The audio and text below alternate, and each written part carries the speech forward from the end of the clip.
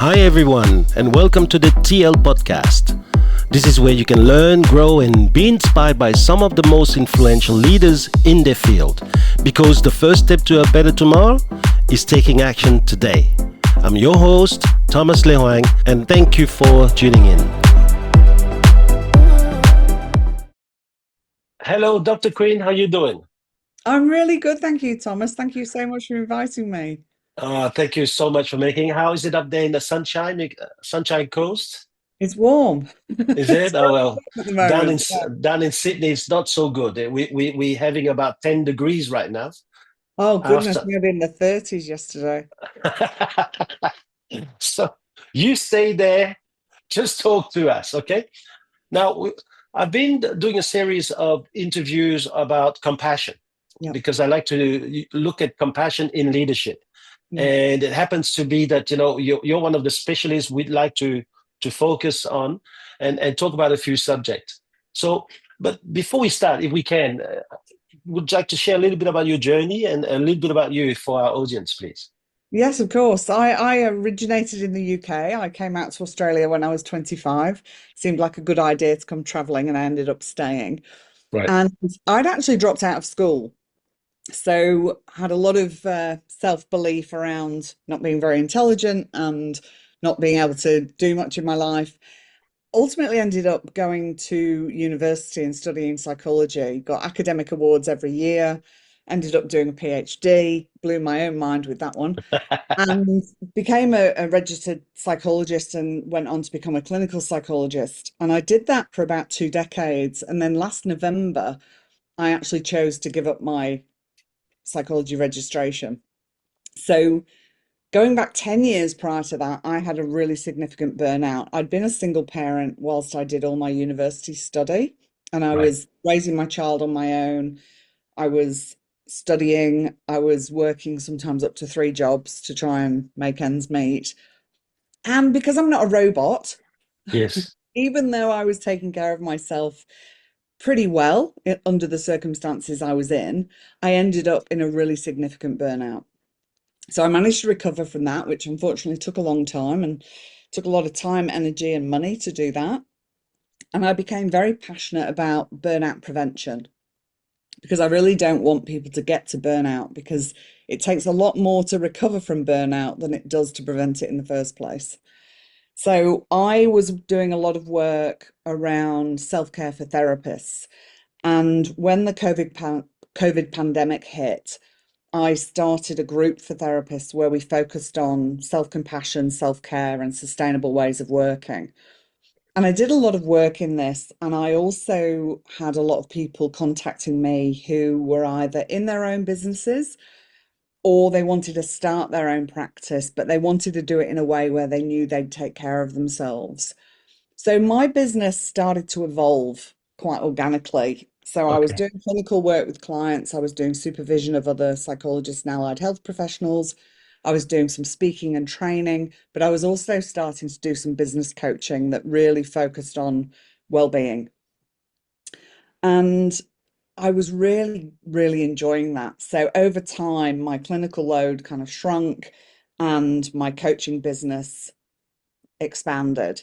Right. And I made the decision at the end of last year, for multiple reasons, to step away from psychology and actually focus on burnout prevention for business owners. And Right. it's just something I'm so passionate about. Right. But isn't burnout an aspect of psychology? So why walk away from this entire um, career of a successful career to just focus on one aspect of burnout, if I may ask? It became a real passion for me because I've got I guess the academic experience, but I've also got the lived experience. And the energy for me personally as a human being in coaching is very different to the energy of doing clinical work. So I'm in my 50s. I've done psychology for nearly 2 decades. Prior to that, I did counseling in various forms. Wow. Wow. So probably I've been doing kind of like this helping work for about 30 years. And some of it was really because I want my business to be something that really suits me really well as I kind of age in my career as well. So it was a very big decision. It had taken me a lot of hard work as a single parent to become a psychologist. I loved many aspects of my work. As with many organizations, there are things, unfortunately, within the psychology profession that don't promote well-being for therapists. And it just was the right decision for me to step away from that, knowing that if I gave up my registration, it didn't mean I'd automatically lose all my knowledge. Like I still have all my training and learning that I can use in a broader way.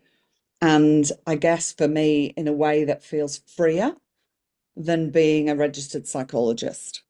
Right. Okay. I mean, the reason I'm asking that question is I think it's very brave to walk away from something that has given you security. You know, Yeah. I'm talking about this. I mean, we have so many business owners that run real estate offices, Yeah. and many of them just stick to what they do because they scared of walking away. We will talk about burnout, but they're suffering from this thing, but they rather stick with the devil they know. Yeah. And so maybe a bit later on, if we can focus a little bit on that and show the courage that it takes to go through what you've gone through, and therefore you know how to help others, right? Yeah. So Yeah, absolutely. you're running now a website called Compassionate Mind Australia, No, I'm the past president of Compassionate Mind Australia. So right? Compassionate Mind Australia is a hub really for the dissemination of research and training of compassion. So for people who are interested in compassion, and it really is a group of people who, like myself, are really interested in spreading the word of compassion because let's face it, the world needs more of it, right? Yeah, but do you find that compassion is a little bit like the what I was telling a friend of mine last week, the "Are you okay?" where we talk about it one day, or we talk about when we talk about, and when people go back into business, they tend to just go back to whatever they need to do to survive.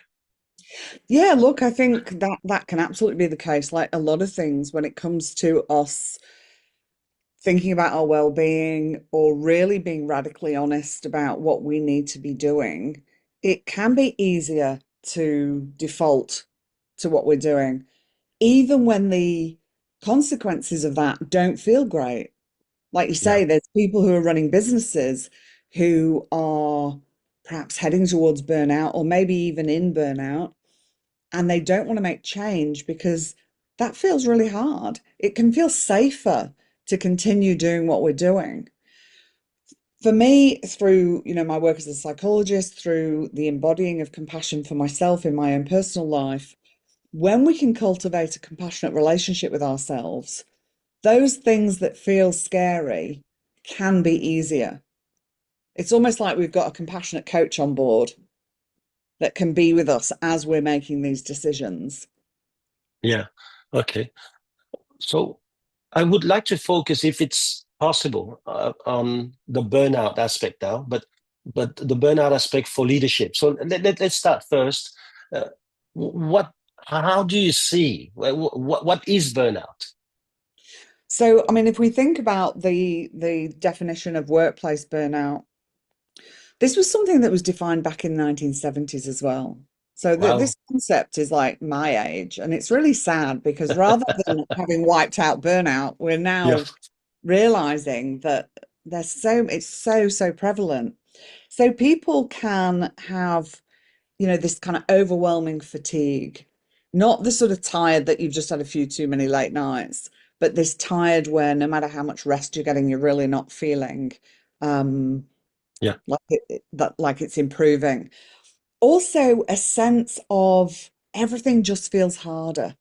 Perhaps a Mm. job that you used to think you were really competent at and you found quite easy, you might start feeling like this is all starting to feel so much harder, or feeling quite detached from your work.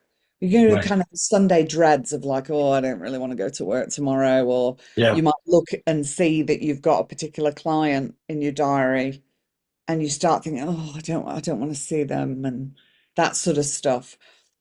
There's lots of signs and symptoms. And I always say to people, you can go online and Google signs and symptoms of burnout, and there'll be a whole list of them. And this isn't to say that they're not accurate, But also, it's really important, I think, for us to look at ourselves and see what's different in our own life and what's going on for us in our own life. Because we might look at a list and say, oh, no, I'm not really, things are going really well at work. Because I hear this quite a lot. No, no, work's fine. I'm working really well with my clients. Business is going really well. But as you start to explore and get curious, they're not enjoying time at home, or they're kind of dreading getting home because then all the household tasks are going to need their attention, or the children are going to want their attention, or their partner's going to want their attention, and they feel like they've got nothing left because they're Oh, kind of plowing it all into their work.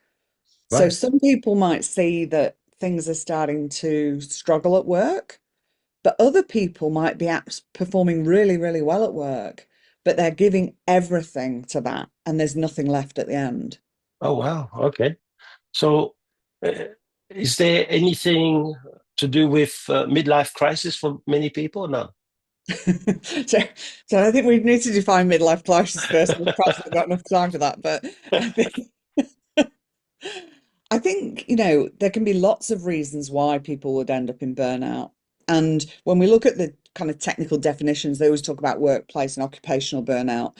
But I think we need to acknowledge that there's a lot of people, and I would say it is particularly women, that are managing the majority of the household or doing a lot of the child raising or looking after elderly parents or taking care of family members that perhaps have a disability or illness. So there's lots of other things that people have going on that isn't just their work. Yes. Then the other thing I think we find is that some people tie up a lot of their identity in their work. And perhaps, so if we think about in terms of the real estate market, in a boom market, people are probably feeling great because properties are selling well and people are wanting to sell their houses and business is booming. But when things go quiet, and perhaps people don't want to sell their house so much, or perhaps houses are sitting on the market for longer, if all your identity is tied up in, I'm an absolute stellar real estate agent, and then the sales aren't happening as much, that can start to impact people. And then if Yes. you've got other stuff going on as well, this can all kind of compound. So I don't think we can kind of say there's this one pathway that's going to lead people to this. Certainly, again, for women, where we head into the sort of perimenopause and menopause age, that again can add complexity to this as well. Yeah. Okay. So you just spoke about identity at work. Can you just maybe expand on that a little bit? Because I think that that is a big point with a lot of people. They become they work. Is that what you mean? So I think, well, yes, and I think it's quite promoted in society, isn't it? I mean, if you go to an event or you go to a party, what do people say to you? Oh, hi, Thomas, what do you do? And then we sort of say what we do for work. Oh, wow. Yes.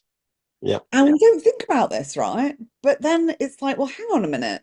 You're so much more than what you do for work. People are very multifaceted and probably have lots of roles in life.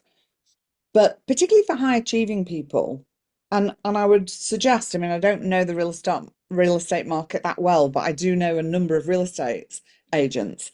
And I would suggest that it is an industry that has quite a lot of high achieving folk in it. Oh, yeah. Yeah. When this happens, I think we can get very caught up in what we do and our role that is our work, and that can become our identity. And getting to the next level and meeting the next goal and achieving the next thing can become quite encompassing. I know for me, I had spent many years as a single parent studying to become a psychologist, and I was a psychologist and I owned that. Now, when I went through my burnout, I had to step away. I was working at a practice where we all ran our own business, but we worked in a group setting. It was a beautiful place to work. I was really enjoying the work, but my health was so bad that I actually had to finish up working with my clients and leave there. I ultimately ended up starting up a practice for myself. But during that time, I didn't even know if I was going to be able to continue being a psychologist, I didn't even know if I was going to be able to continue working full stop. So what happened for me at that point was I started to detach myself from what it meant that I was a psychologist, Right. because I knew that if I didn't and I couldn't continue to be a psychologist, then that was going to cause a lot of suffering for me. So I Okay. actually went through a lot of process of seeing myself as a very multifaceted human being who happened to choose to be a psychologist for my work. Okay. And that certainly benefited me when I decided to give up my registration, because it's a protected title in Australia and I actually can't call myself a psychologist anymore, even though I've got nearly 2 decades of experience. So I literally had to let go of that identity. And I Okay. think when people hold on to that identity very tightly, it can be tricky, because if things aren't going well at work, or perhaps you're working for a business that, we know a lot of small businesses don't succeed, unfortunately. So if you're working for a small business that has to close its doors and all your identity is tied up in that, what does that mean for you? Yeah. Yeah. Okay. There's in real estate, we have a monthly thing. So the beginning of the month is usually the most depressing time of the month because everyone starts at zero. Yeah, And usually by about last 10 days of the month, we either celebrate or we panic. yeah. So there's all of these emotions. And then we repeat it 12 times a year and we keep on going. Is Stressful. that something that leads to burnout? Well, I mean, it could, couldn't it? I mean, that even just hearing that sounds stressful, right? Every I'm just month trying I'm to gonna, paint a picture. it's like every month I get on this roller coaster and I don't Yes. quite know where the ride's going to take me, but I really hope that it's the good ride this time. So there's a lot of uncertainty, isn't there? There's a lot Yes. of uncertainty, there's a lot of pressure. I imagine there's quite a competitive Oh, mindset yeah. as well. So there would Yes. be lots of things that could contribute to people heading towards or ending up in burnout. Okay. So if we were to focus on real estate business owners, and there's plenty, you've got 9,000 businesses just in Australia. Okay. Wow. So that's a good footings for your business for the moment. And if they listen to this, they may get they may give you a call. But what would be a piece of advice you give someone who is constantly experiencing and is triggered around the end of the month because they're chasing the same thing, and maybe this month they're making a loss? Yeah. So I guess firstly, I mean, it's probably something that is quite individual in terms of people's Yes. own sort of beliefs and their own histories and things. So I will just preface this with this isn't a kind of catch-all for people. No. But I guess one of the things is separating your self-worth from your business achievement. Yeah. Yeah. Like if you have a month that would be considered, unsuccessful, that doesn't mean you are unsuccessful. That means you had a bad month. Yeah. Doesn't mean you're a bad person. For a lot of people, it's a hard concept to detach from Yeah. because there's so many things. The children's private schooling is attached to it, the school fees, there's mortgages, there's things that they bought back in the heyday, and now they're struggling. So the loss of that, I've seen people who go through bad months and they would refuse to even sell some of the asset they have in order to survive. And what they do is that they end up drowning with it. Yeah. There's that attachment to that identity of I need to be number one. Real estate is about being number one in the area. Okay, Yeah. and I can't seem to even be able to help some of these guys with their burnout. They take it as if it's their full possessions and they go down with it. Yeah. And look, I think, like I say, that it comes down to some individual stuff with this of what meaning are you putting on not being number one? Yeah. Like, what does it really mean if you're not number one? And if that month you were number four, is the world really going to end? No, but there's something that people will tell themselves. Or, I don't want to perhaps sell an asset I have to help me out financially in the short term because why? And I think what can happen in this is shame comes in and people start to feel ashamed Okay. and they start to fear that other people would judge them and maybe tell themselves things like, they'll think I'm a failure. They'll find out I'm not really that good. I've just been getting away with it. Mhm. There's so much that we tell ourselves. We've got these really tricky minds, Mhm. and people can have very harsh self-critics. Okay. And if you are somebody with a very harsh self-critic, cultivating a compassionate self can be really helpful. Now, I grew up with a very toxic relationship with myself.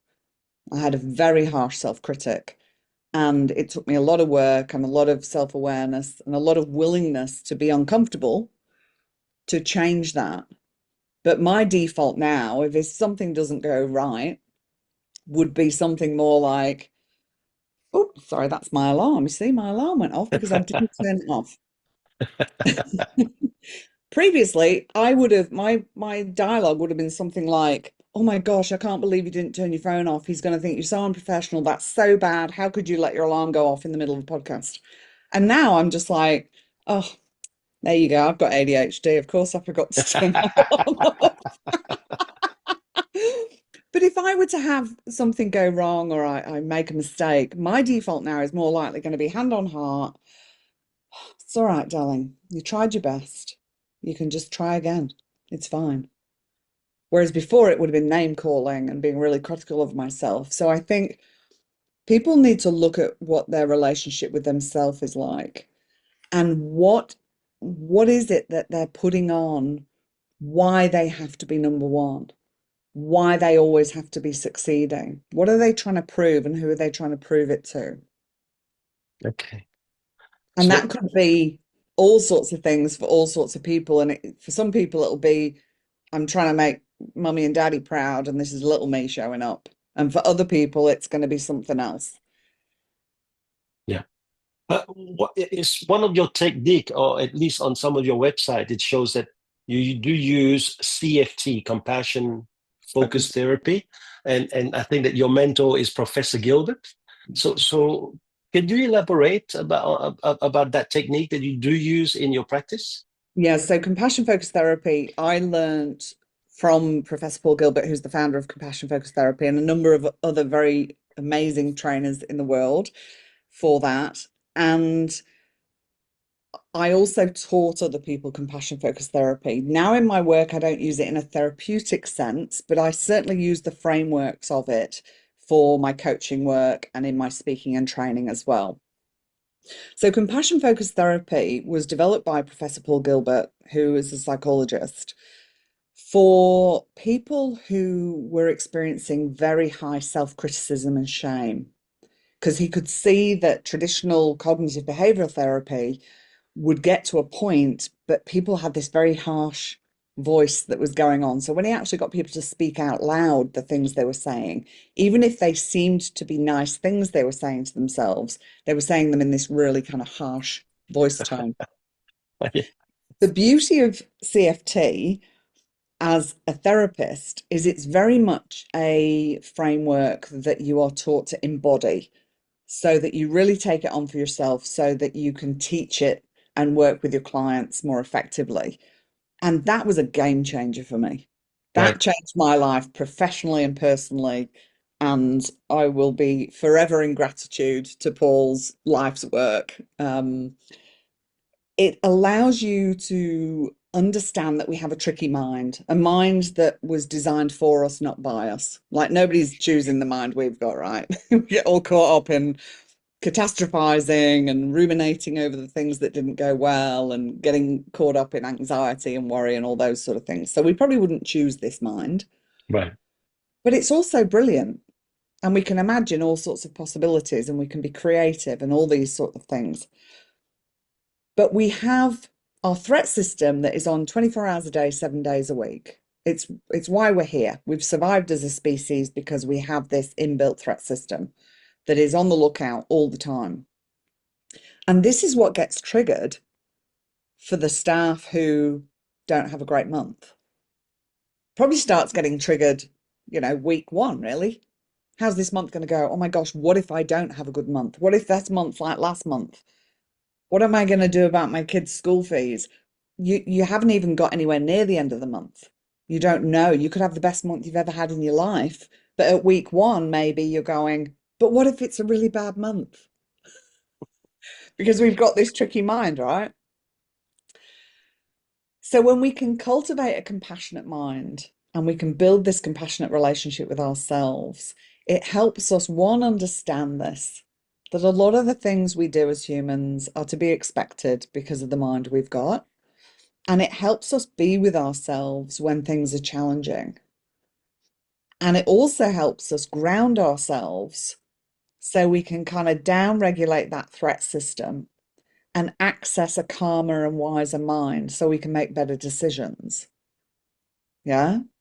Like Mm. maybe the person who finds themselves in a tricky situation financially, who has some assets that they could sell, if their motivation is, I'm not going to sell them because I'll look like a failure, It is. people, Yeah. people will think that I've failed and I'm no good in real estate.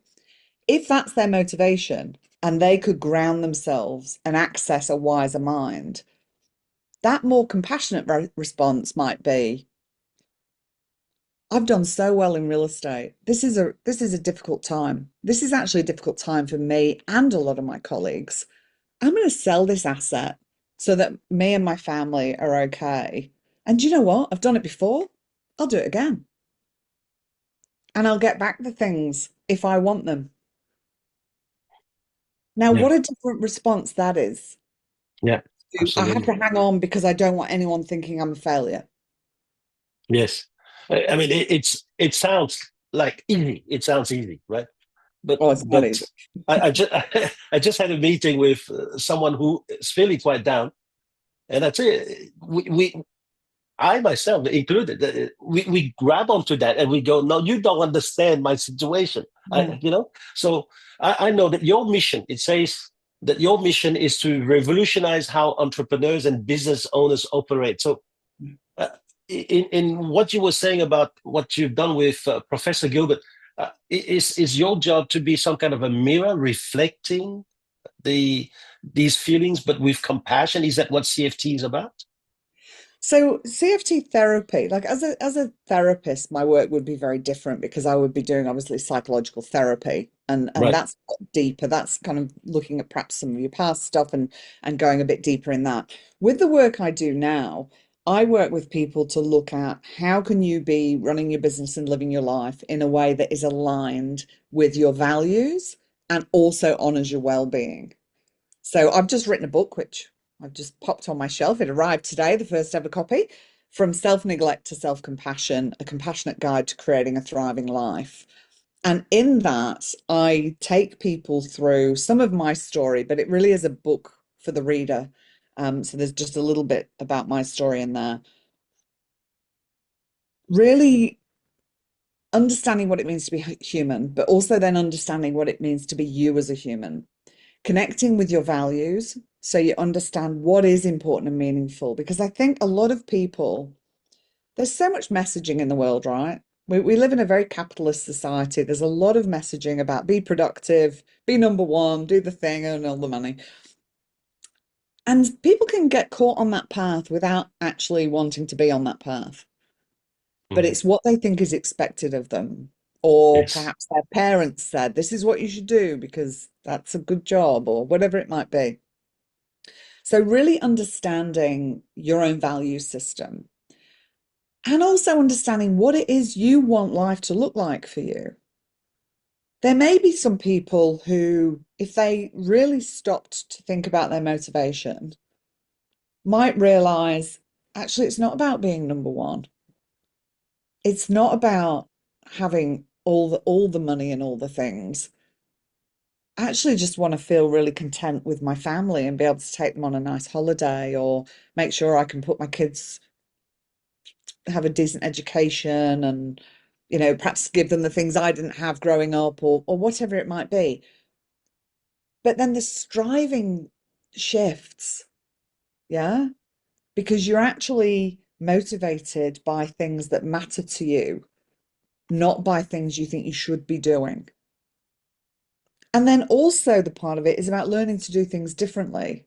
So a lot of people across my career that I've worked with, a lot of people, you start talking about boundaries and they don't really know what you mean. And I always say, well, don't feel ashamed about that, because if you've never been taught about boundaries, why would you know?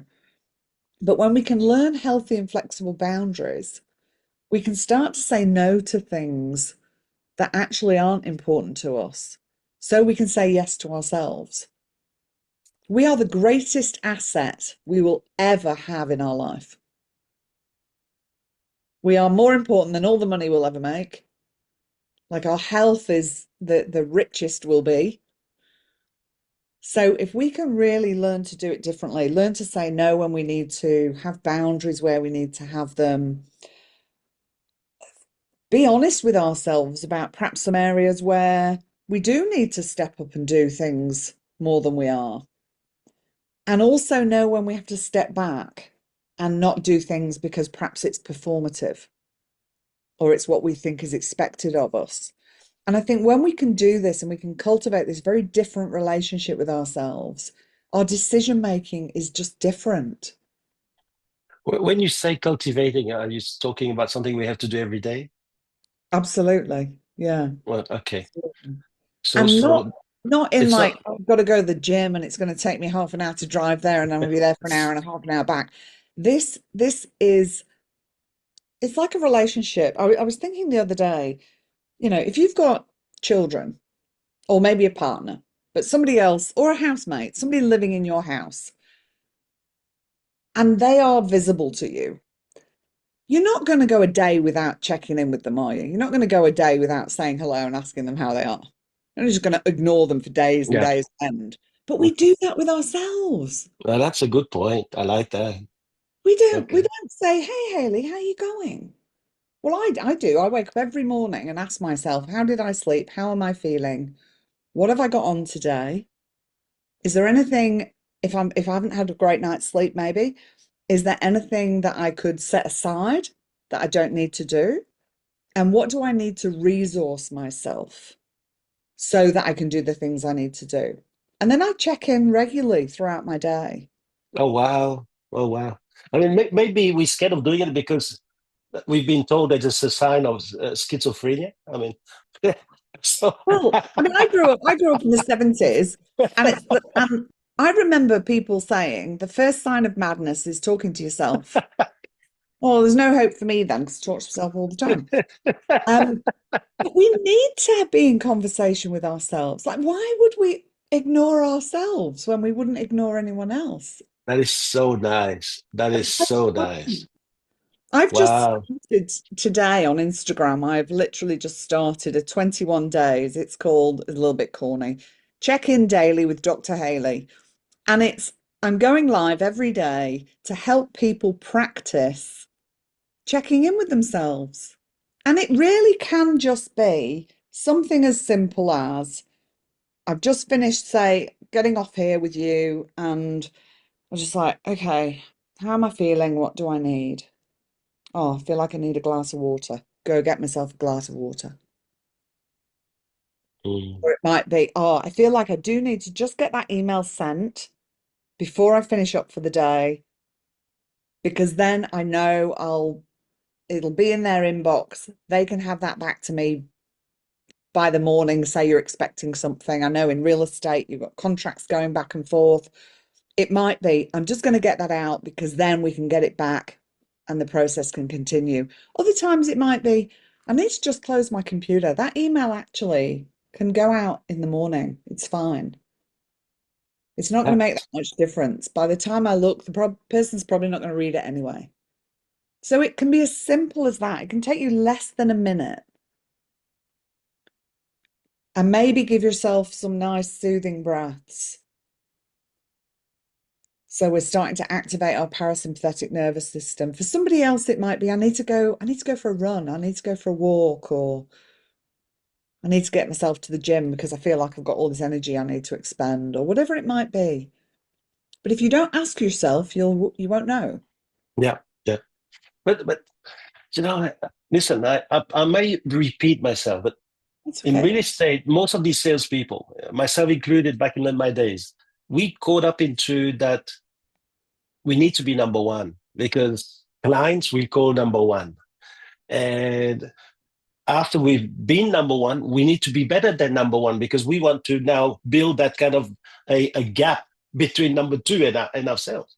Yeah. So we onto that merry-go-round that keeps on pushing us to perform. There is no time for that glass of water. So there's no end to that, though, is there? I need to be number No. one. Then I need to be better than number one. Well, I don't actually know what that is. One plus. I need to be one plus. You know, if we were going like ABC, we'd be like, I need to get an A. Actually, I need an A plus. Oh, I wonder if they give out A plus pluses. Like, how many pluses can you have? How much better? And so I would ask, okay, Yes. so say you're number one. Say you are the best real estate agent. I actually love real estate. I watch the Million Dollar New York and all those. I love them. And they're all like, I am the best in New York and I'm the best in the world and all this. So say you're the absolute best real estate in the whole of Australia or even the whole of the world. What then? Where You does it just want to end? make sure you just want to make a gap, such a gap, create such a gap that number two will never catch up. Because what would it mean if they did? For a lot of these people, it means worse than burnout. It means the end of the world, which brings it back. They are attributing the wrong meaning. Yeah. Yeah, I get, Yeah, I because get. if you if you burn out, you will put your body through immense stress. I still deal with health issues from a burnout 10 years ago. Like, I developed chronic health issues, which I'm able to manage from 10 years ago. You will do things like potentially give yourself increased blood pressure. You will put strain on your body. Now, I'm not a medical doctor, so this is not medical advice, but what if push, push, push, push, push to be the best, to create the biggest gap so nobody can ever catch you and you will always be number one? What if that meant that you ended up having a heart attack, even before retirement, maybe, or 3 weeks into retirement? Was it worth it?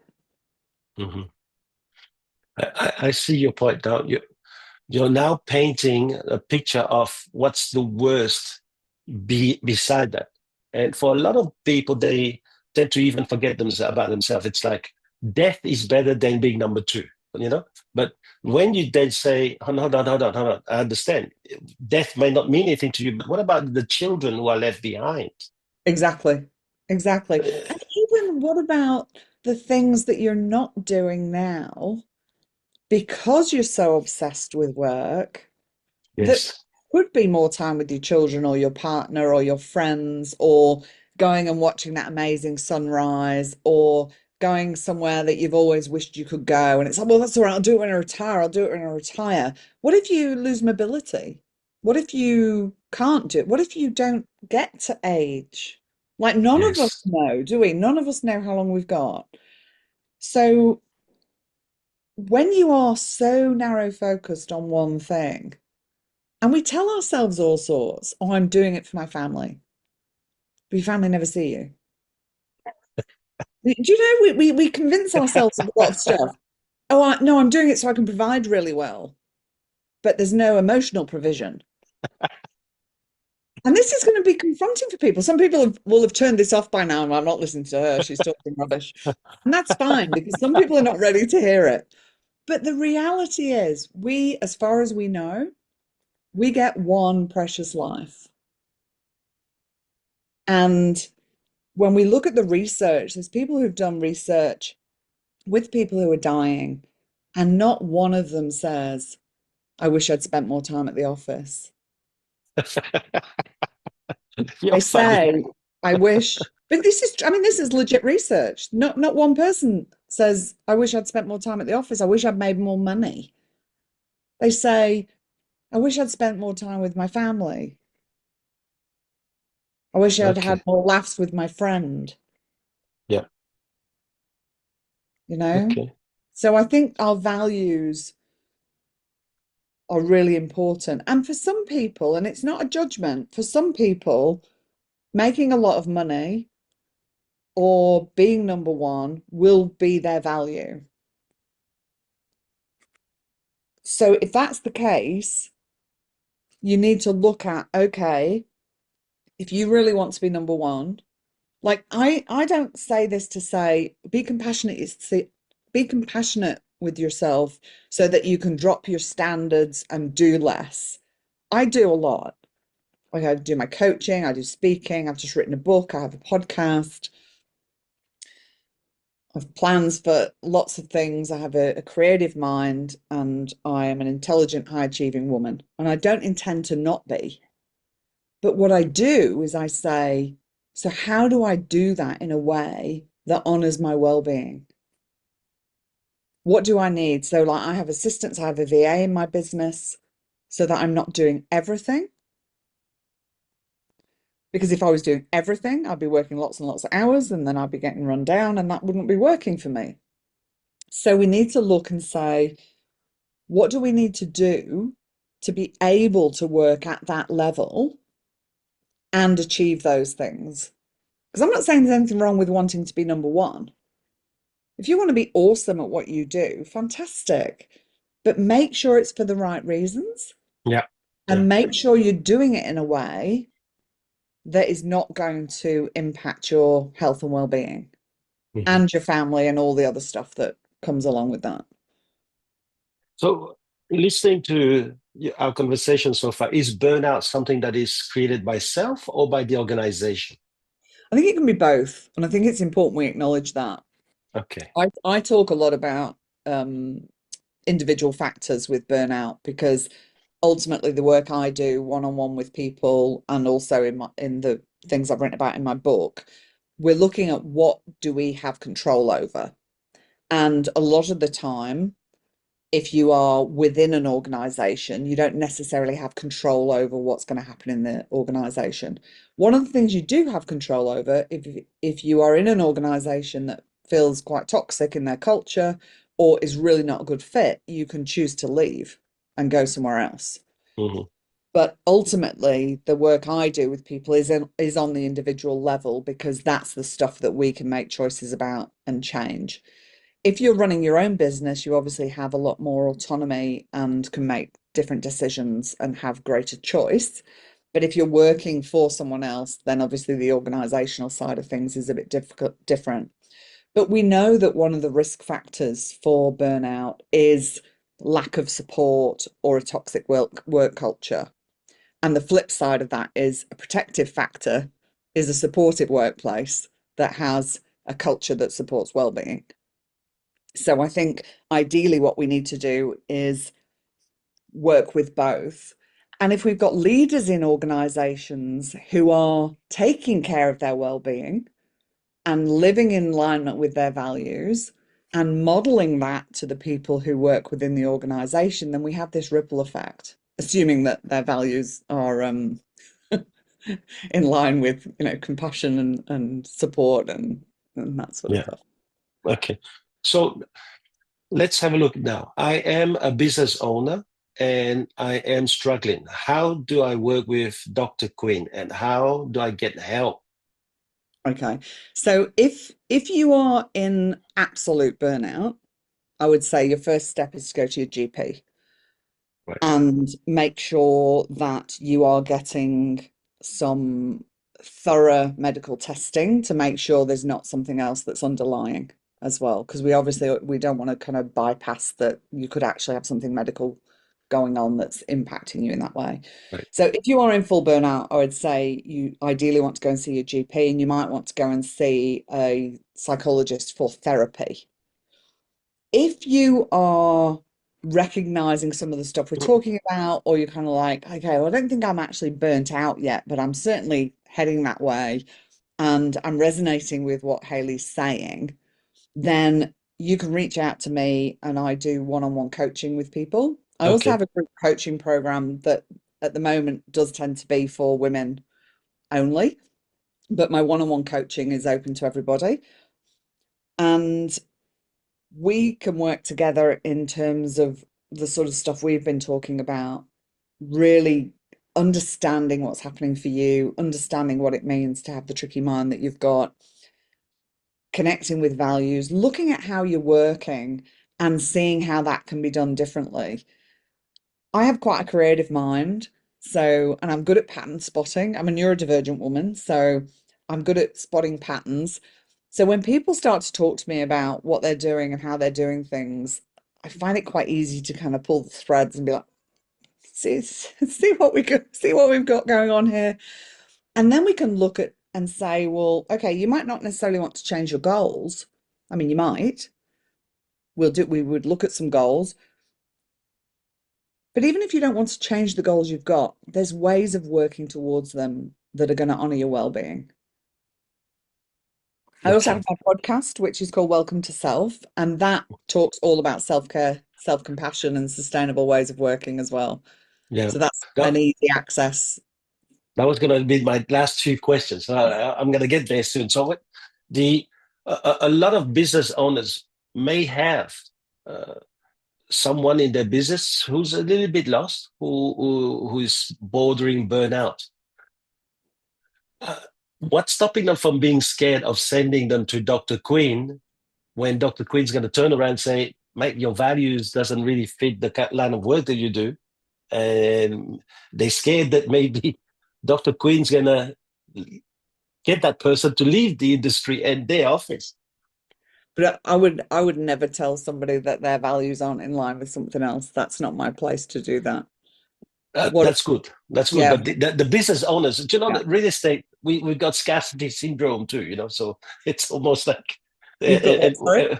it's the scarcity syndrome. We also have that fear, you know, Yeah. and that's why we try to keep all of our fishes in the same bowl so that we feel more in control. So it's And interesting, isn't it? So there you go. So we feel more in control. So that isn't a decision based on, is this right for my business? That's a decision based on threat. What if I don't hold tight to my fishes? They'll all leave, and then what? But what I would say is, say somebody came to see me and we explored values and we explore the life they want, and they decide, because it's not up to me to make decisions for other people's lives. I don't give out prescriptions on how you should live. And somebody decides, you know what? I don't know that real estate is for me. I'm going to go and be a artist. I don't know what they're going to do. They're going to be a florist. Who knows? yeah, As the business owner, I would say if you have people who are not a good fit for your business and they are perhaps getting really stressed and they're heading towards burnout, how stressful is that for you as a business owner? Wouldn't it be better to actually have people who are a good fit and want to be in that environment and are going to flourish in that environment? So I think we can be yeah, fearful of things that actually, when we stop and think about it, it's like, oh, because there's people are suited to that kind of more high pressure environment over yeah, some of the people. yeah, And maybe some people go into real estate for the wrong motivation. yeah. It's So true. I would say when you start like what if and the fear, really tune in and ask yourself, is this something I need to be concerned about? If people are not a right fit, then they're not a right fit. Isn't it better that they move on and then it leaves room for somebody who would be a right fit? Yeah, but you know, you would be surprised in real estate. Many business owner would hold on to a guy that hasn't returned them a thing because they're scared that they may leave and become great somewhere else. But that's just bad business. It's bad business. Isn't it? I mean, that's bad business. I'm sorry, I have to say it. If But this anybody's doing is that, stop it. this is a great market we have in 9,000 offices potentially. There's plenty of them. Now, you spoke about welcome to self, Yeah. and there's a lot of word self in if you go through all your websites. And so can you just tell me a little bit about what you see in the word self and why self is that important to you? Yeah. So, I mean, that's a huge philosophical question, isn't it? That one's huge. I don't know if Just a I've small one. to Small completely unpack definition. that, but I can tell you why my business and why my podcast is called Welcome to Self. And I guess when I talk about self, in compassion focused therapy, we talk about multiple selves, that we're not one version of ourself. I'll use the example of, have you ever been invited to a party and part of you really wants to go to the party and the other part of you actually just wants to go home, put your pajamas on and watch your favorite show on TV? So straight away, we know that we're not just one version of us, right? We Right. have an anxious self, we have a sad self, we have all sorts of parts of self. When I was a psychologist and I was at the stage where I was really quite unwell, I had managed to go to a training in Byron Bay around compassion focused therapy. And in compassion focused therapy, we use chair work. And you have different chairs there, and you had my anxious self, my self-critic, and my compassionate self. And I was being extremely critical of myself because I was not able to achieve. My health was really bad. So I had all these stories going on and I had a lot of anxiety. I'd been a single parent for 13 years. I had got married and I think we'd been married 3 or 4 years. I had a lot of anxiety that my husband would think, oh my gosh, this woman's just useless. Well, she can't do anything. Why am I even married? He didn't think that at all. He's an amazing, supportive man. But I had a lot of anxiety. Will I be able to work? Will I be able to earn money? It was awful time. And in this chair work process, you kind of speak to the different parts of yourself. So I'd recognize the anxiety, I recognized the self-criticism, and then I was in the chair of the compassionate self. And I had this really profound experience where I really felt like I'd met myself for the first time, in as much as seeing myself as a worthwhile, lovable, valuable human being, no matter what I was doing, no matter what I looked like, no matter what I'm achieving or not, no matter what was happening in the world and in my life and what I was doing, I'm a worthwhile, lovable, valuable human being. And as I connected with that part of myself, I just said out loud, I was kind of in front of all the training audience. Oh, welcome to self. I didn't even realize I'd said it out loud. And then this Oh, woman in the wow. audience asked the trainer, so Haley used this term, welcome to self. Can you tell us what that means? And he turned around and said, well, actually, I'll have to get Haley to do that because that's hers. So that's why my business is called Welcome to Self. Wow. Okay. And that Eh, was life changing for me because I think when we let go of everything, of all the things, the shoulds and coulds, and this is what the world says, and this is how I should be as a woman, and whatever you are, whatever gender you are, and whatever work you're doing, this is what I should be doing. When you can let go of all that and really understand your inherent worth as a human being, and you can have this compassionate relationship with yourself, you really can make different decisions. wow. You know what, Dr. Quinn? I didn't expect that I was going to go into such a deep level now of self already. And just this last 2 minutes, it's clicked something in me already. That is amazing. So I would probably say that we'll see who we can send, and hopefully there will be people who are going to be in real estate thinking that maybe they can work with you and remove some of the handbrakes. And but I before I leave, I just want to ask you one last question. How do you know that you're leading an inspired life? How do I know I'm leading an inspired life? Because Yes. I feel inspired. I feel joyous. I I'm very fortunate that I live looking out onto the ocean, and I would never have imagined that for myself. And I every day I have gratitude for the life that I've created for myself. I have a business that I have designed so that if my son needs me or I want to spend time with my husband, because my husband and I also have a building company, so he can be really busy with that. And sometimes, we need to make time. And currently he's in Brisbane, I'm at the Sunshine Coast because we're building and all sorts of stuff. I have a business I have designed so I can take time to help a friend in need, go and see my son, rest when I want to, do the things that are meaningful for me, and do work that creates impact in the world. And that was always important if I was going to leave psychology, because I feel very grateful and very humbled for my career in psychology. I learned so much about myself, and I know I've helped a lot of people in that career. And it was important to me that if I was going to give up my registration as a psychologist, that the work I would continue to do needed to be meaningful for me. I want to change the world for the better. I think the more we can have compassion for ourselves, the kinder and more supportive we can be of other people. So if everybody developed a compassionate relationship with themselves, from everyday folk right through to, leaders of businesses, leaders of countries, the world would be a better place, in my opinion. So yeah, I know I lead an inspired life because I've created it that way and I feel inspired.